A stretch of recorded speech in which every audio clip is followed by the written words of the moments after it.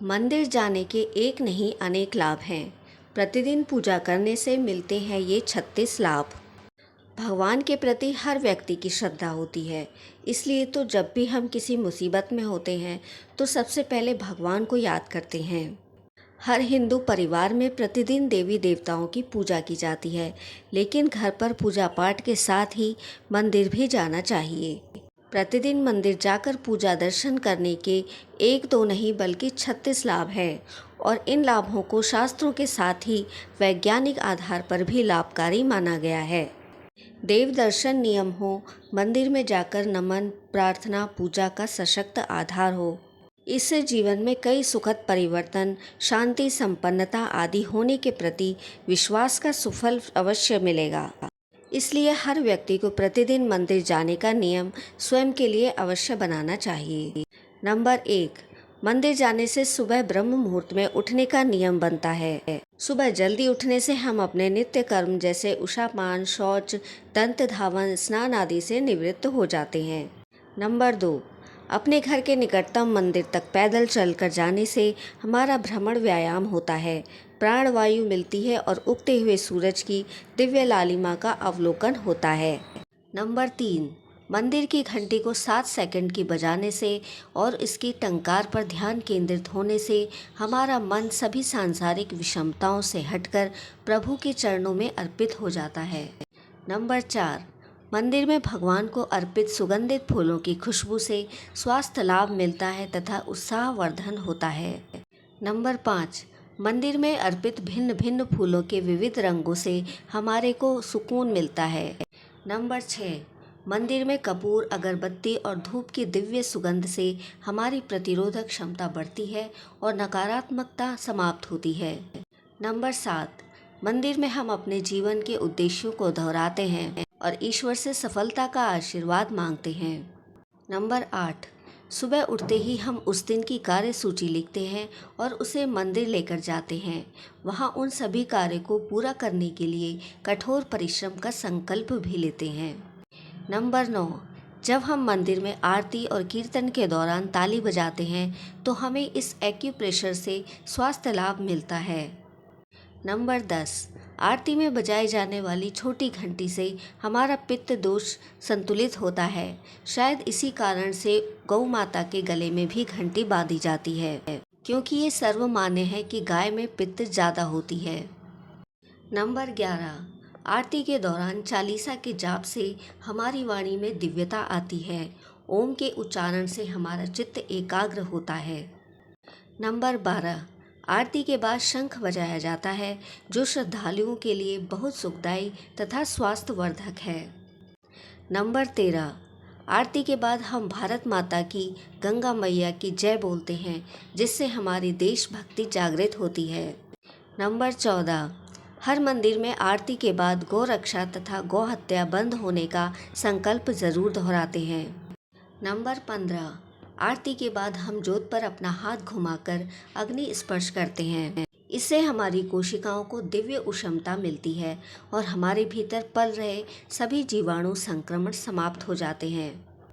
Number 16, जोत पर हाथ फेरने के उपरांत अपनी उष्ण हथेलियों को आँखों से लगाते हैं। इसकी गर्माहट आँखों के पीछे की सूक्ष्म रक्त वाहिकाओं को खोल देती है और उनमें ज़्यादा रक्त प्रवाहित होने लगता है। हमारी आँखों की ज्योति में वृद्धि होती है।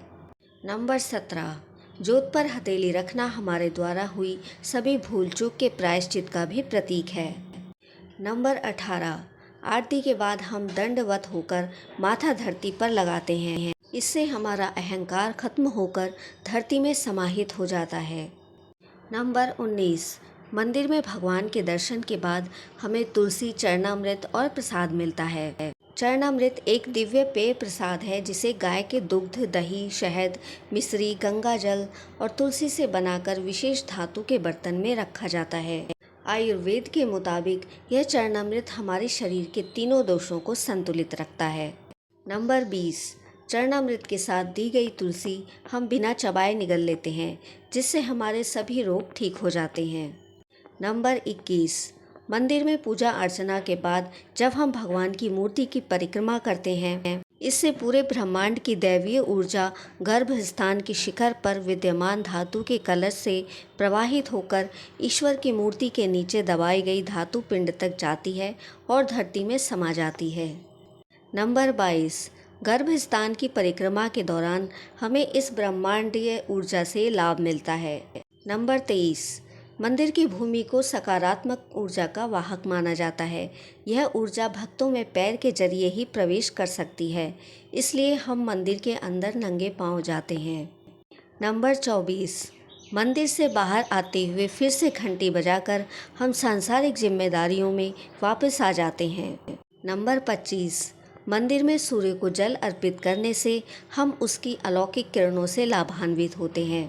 नंबर 26, पीपल, बड़, बरगद को जल अर्पण करने से हमें वहाँ फैली खास तरह की ऑक्सीजन मिलती है। ये सभी एक दिव्य वृक्ष हैं जो बहुत अधिक मात्रा में प्राणवायु को चारों ओर विसर्जित करते हैं। इसके पत्ते इतने संवेदनशील होते हैं कि वे रात्रि में भी चंद्रमा की किरणों से ऑक्सीजन पैदा करते हैं। नंबर 27, मंदिर में हम तुलसी के पौधे और केले के पेड़ को भी जल देकर तृप्ति होते हैं। नंबर 28, मंदिर से बाहर आकर हम वहाँ मौजूद ज़रूरतमंदों को दान पुण्य करते हैं, जिससे हमारे मन में शांति आती है। नंबर 29, मंदिर के माध्यम से हम अपनी कमाई का दशम सामाजिक कार्यों में लगाते हैं और समाज में समरसता, सौहार्द आता है। नंबर 30, आजकल शहर में घरों में गौ माता रखने का प्रावधान नहीं है, लेकिन हम मंदिर जाकर गौ को ग्रास देकर अपने संस्कारों को जारी रख सकते हैं। नंबर 31, प्रतिदिन मंदिर जाने से हमारा नए नए और धार्मिक लोगों से परिचय होता है। नंबर 32, मंदिर जाने से हमारी सामाजिक प्रतिष्ठा भी बढ़ती है। नंबर 33, मंदिर जाने से वहाँ के पुरोहित से आशीर्वाद मिलता है और हमें पंचांग आदि जैसी कई जरूरी सांस्कृतिक जानकारी मिलती है। नंबर 34, पंचांग के श्रावण या पाठन से हमें अपनी धार्मिक जिम्मेदारियों का पालन करने में मदद मिलती है और हमारा कल्याण होता है। नंबर 35, मंदिर में सभी वेद, पुराण, गीता, रामायण, महाभारत आदि शास्त्र मौजूद होते हैं, जिन्हें पढ़कर हम अपना जीवन सफल कर सकते हैं। नंबर 36, इसलिए हम सभी को प्रतिदिन मंदिर जाने का संकल्प लेना चाहिए। इससे हमारा समाज संगठित होगा, संस्कृति की रक्षा होगी और हमारा प्यारा भारत पुनः विश्व गुरु बनेगा। दोस्तों, अगर आपको हमारे द्वारा दी गई जानकारी अच्छी लगी हो तो वीडियो को लाइक और चैनल को सब्सक्राइब करके बेल नोटिफिकेशन को ऑल पर सेट कर लें, जिससे हमारी आने वाली वीडियो की नोटिफिकेशन आपको मिलती रहे। हमेशा स्वस्थ और खुश रहें और हमारी वीडियो देखने के लिए धन्यवाद।